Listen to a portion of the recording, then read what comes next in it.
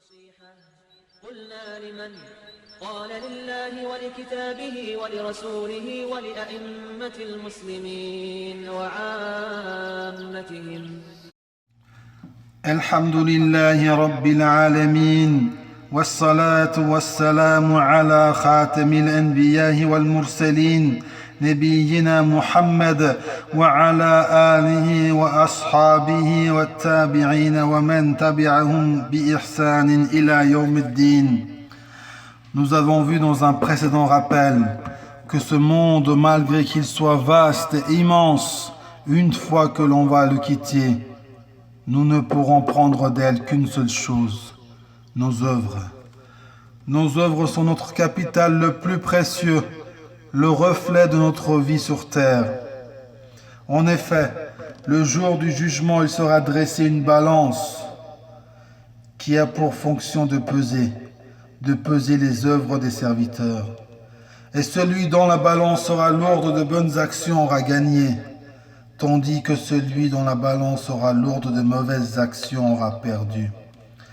قال الله تعالى فمن ثقلت موازينه فأولئك هم المفلحون ومن خفت موازينه فأولئك الذين خسروا أنفسهم في جهنم خالدون. Allah, qu'il soit exalté, dit dans le Coran, dans la sourate Les Croyants, au verset 102 et 103. Ceux dont la balance est lourde seront les bienheureux, et ceux dont la balance est légère seront ceux qui ont ruiné leurs propres âmes, et ils demeureront éternellement dans l'enfer. Sachant que ce sont nos œuvres qui vont déterminer de notre fin heureuse ou malheureuse, soit le paradis, soit l'enfer. Il est donc plus qu'important de prêter attention à ce sujet. Est-ce que tout ce que je fais est considéré comme une bonne œuvre? Est-ce que toutes les œuvres que j'ai réalisées sont acceptées? La réponse est non. Sache, pour qu'une œuvre soit acceptée auprès d'Allah, il faut pour cela réunir deux conditions. La première, al-ikhlas, la sincérité, et la deuxième, al-mutaba'a, la conformité avec la sunna du prophète sallallahu alayhi wa sallam. C'est quoi la sincérité? C'est quand tu veux réaliser une œuvre d'adoration, tu dois l'accomplir uniquement pour Allah, sans ostentation ni recherche de notoriété. Les preuves de cela sont dans la parole d'Allah. قال الله تعالى فاعبد الله مخلصا له الدين. Allah, qu'il soit glorifié, dit dans la sourate Les Groupes au verset 2, adore donc Allah en lui vouant un culte exclusif.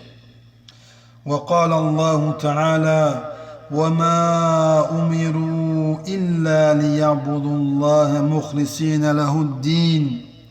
Et à la sourate L'Épreuve, verset 5, il ne leur a été commandé cependant que d'adorer Allah, lui vouant un culte exclusif. وقال النبي صلى الله عليه وسلم إنما الأعمال بالنيات رواه مسلم. Et dans un hadith rapporté par Muslim, le prophète sallallahu alayhi wa sallam a dit: les actes ne valent que par leur intention. La deuxième condition, qui est la conformité de ton acte avec la sunna du prophète sallallahu alayhi wa sallam. C'est-à-dire que l'acte que tu veux réaliser doit correspondre dans la manière et dans la forme à l'acte que le messager d'Allah sallallahu alayhi wa sallam a utilisé pour adorer son Seigneur. Tu dois adorer Allah comme l'a adoré le prophète Mohammed sallallahu alayhi wa sallam. Toute action ne répondant pas à cette condition n'est pas une œuvre pieuse, mais plutôt une œuvre vaine. Les preuves de cela sont dans la parole d'Allah Azza wa Jal. قال الله تعالى وما آتاكم الرسول فخذوه وما نهاكم عنه فانتهوا. Allah, qu'il soit glorifié, dit dans la sourate l'Exode au verset 8: Prenez ce que le messager vous donne et ce qu'il vous interdit, abstenez-vous-en. وقال الله تعالى من يطع الرسول فقد أطاع الله. Allah, qu'il soit exalté, dit dans la sourate des femmes au verset 80: Quiconque obéit au messager, obéit certainement à Allah. قال الرسول صلى الله عليه وسلم من عمل عملا ليس عليه أمرنا فهو رد. رواه مسلم. Dans un hadith rapporté par Muslim, le prophète sallallahu alayhi wa sallam a dit: tout acte qui est accompli sans être conforme à la sunna est à rejeter.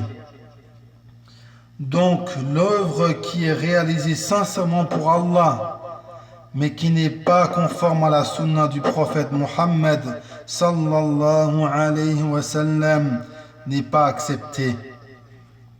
Exemple de cela, dans le hadith rapporté par Al-Bukhari et Muslim, dont 3 compagnons se réunissent, et l'un d'eux a dit: moi je vais passer toutes mes nuits à prier.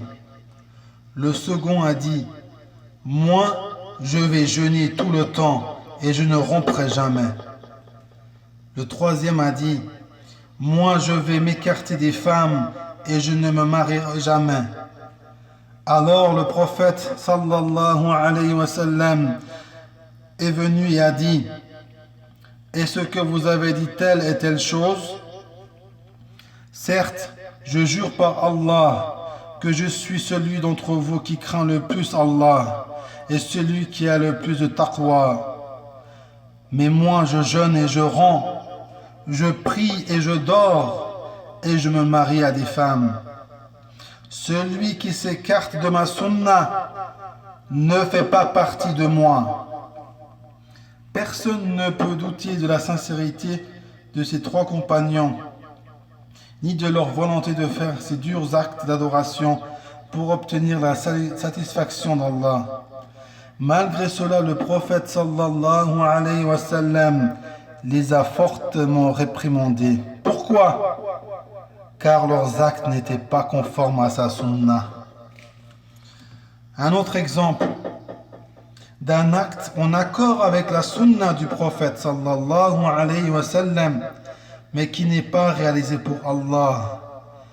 Ce sont les hypocrites du temps du prophète sallallahu alayhi wa sallam qui venaient à la mosquée et priaient avec les compagnons. Malgré cela, leur prière n'était pas acceptée. Alors qu'ils priaient comme le prophète sallallahu alayhi wa sallam, mais ne le faisaient pas pour Allah. C'était plutôt pour faire bonne figure devant les musulmans. Même s'ils ont prié 20 années, cela ne leur a servi à rien. قال الله تعالى إن المنافقين في الدرك الأسفل من النار. Allah a dit en parlant des hypocrites à la sourate Les Femmes au verset 145: les hypocrites seront certes au plus bas fond de l'enfer. Maintenant que tu connais les conditions de l'acceptation de tes œuvres, à toi de faire attention à ce qu'elles soient acceptées et qu'elles soient une cause le jour du jugement, afin qu'Allah Azza wa Jal te fasse miséricorde et t'accorde la félicité, son paradis.